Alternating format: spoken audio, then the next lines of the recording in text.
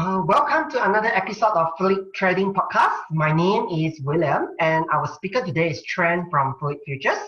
So for those that are watching this podcast right now, feel free to share this section with all your friends on Facebook to let them know about the trading team and opportunities that is available for the upcoming week or the upcoming 2 weeks.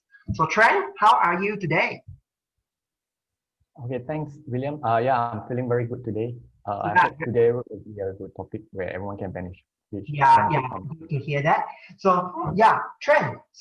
We have all realized that most of the commodities recently are on the rise, tracking the economic recovery, including the crude oil.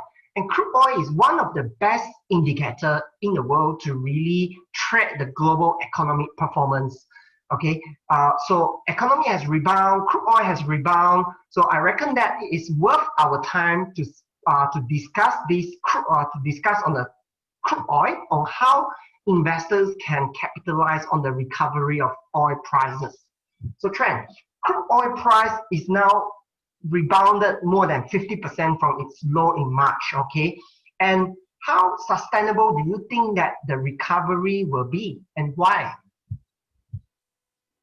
Okay, to understand the sustainability of this oil price recovery, we actually have to look at the forecast projections on the on the world oil demand and supply from the two main organizations that oversee the oil market. Okay, mainly is the OPEC, Organization of the Petroleum Exporting Countries, and EIA, which is the US Energy Information Administration.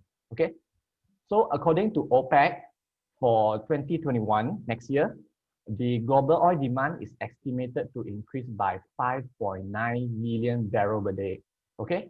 Then similarly, according to EIA, they forecast that global consumption of oil will increase by 5.8 million barrels per day in 2021.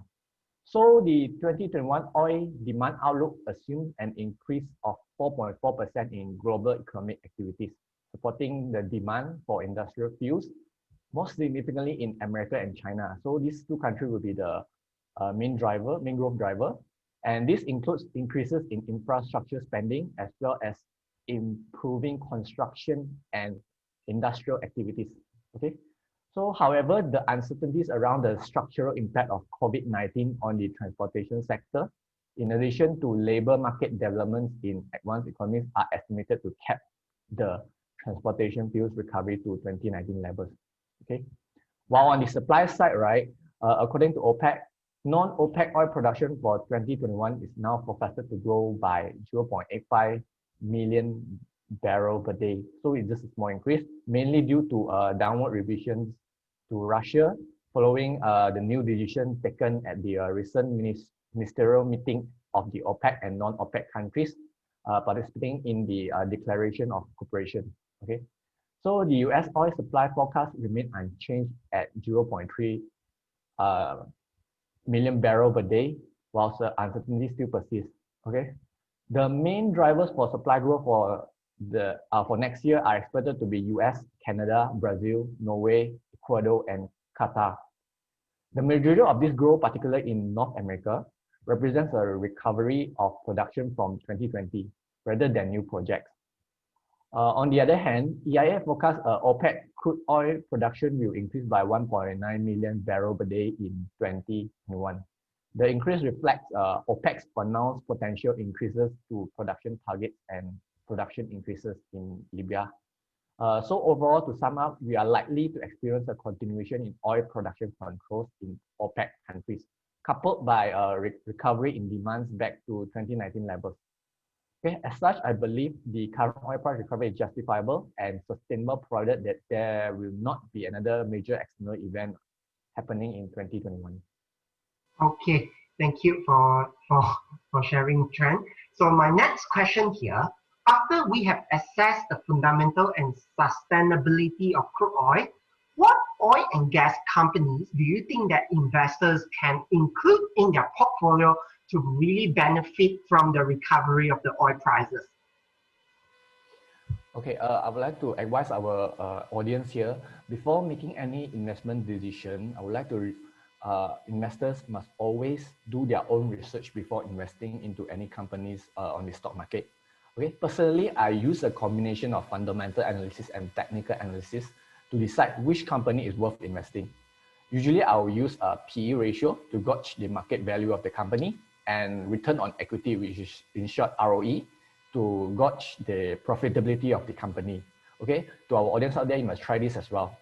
So from a fundamental and technical perspective, there are actually two Malaysian companies that show strong fundamentals and undemanding valuation. Okay, the first company is Phillip Dynamic Berhad, which is an oil and gas operation and maintenance company with strong presence in Malaysia and the Middle East. What I like about this company, right, is that it has a large order book of 18.7 billion, which will sustain its earning growth for the next 2 years.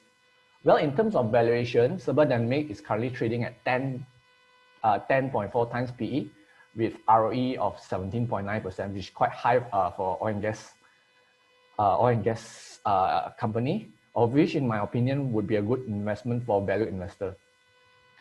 And on the second company is Insen Holdings Berhad, which is a floating production, storage, and offloading service provider, FPSO service provider with high profit margin due to their efficiency and low cost structures.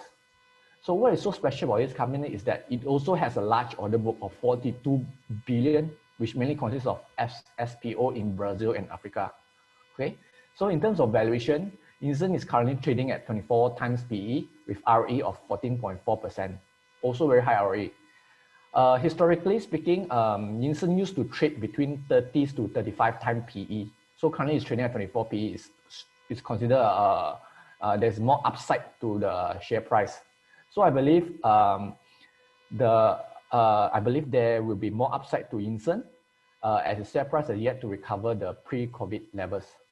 For this both company, you actually investors can actually trade through our CFD, where we offer Insen CFD and also Phillip Dynamic CFD on our platform. Okay, great. So your personal favorite oil and gas stocks are Phillip Dynamic and Insen Holdings Berhad. Yeah, like Trent say, investors can actually trade Phillip Dynamic and Insen CFD with our company, Phillip Futures, with a margin of around 20%. I think this is a really great opportunity for investors to leverage themselves on our Phillip CFD to maximize your own return. So next question will be one important question, Trent. Do you think oil and gas stocks that you mentioned, the two stocks that you mentioned earlier, are actually, or most of the oil and gas stocks, not just the two that you mentioned, are currently running ahead or behind the crude oil prices?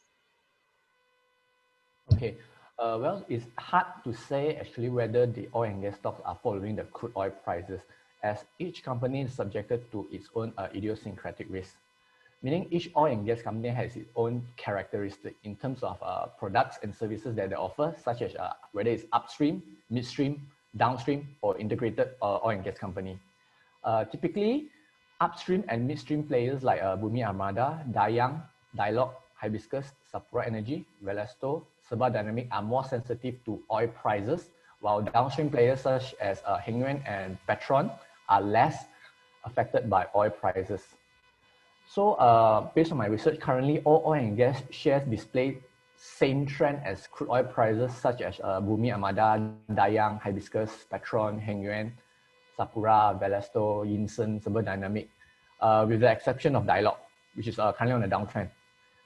However, to gauge if there is still further upside in the share price, should oil price continue to go up, we will have to wait for first half of next year on whether those upstream companies will reverse their asset impairment. Okay, if there's a reversal of asset impairment, we will see higher book value of this company, which will benefit their share price as well.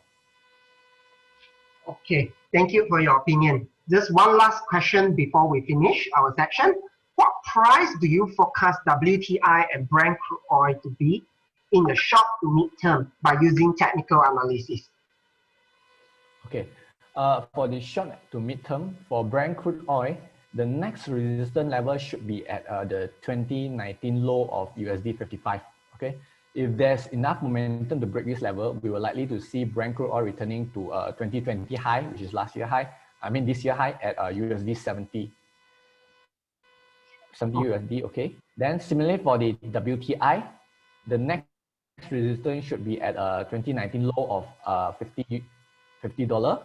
If there's enough momentum to break this level, we will likely to see WTI returning to 2020 high at 65 USD. Nonetheless, given the continuous rise of both WTI and Brent crude prices in the past few weeks, investors need to be wary of any short-term correction and volatility.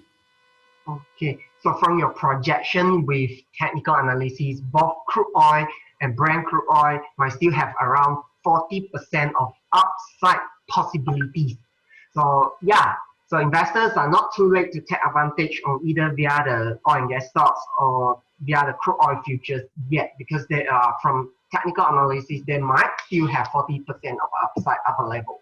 Okay, so last but not least, if you are interested to find out how you can participate to trade crude oils or to participate to trade the oil and gas stocks with a leverage, feel free to drop us a message via Facebook, and one of our representatives will try to contact you the soonest possible.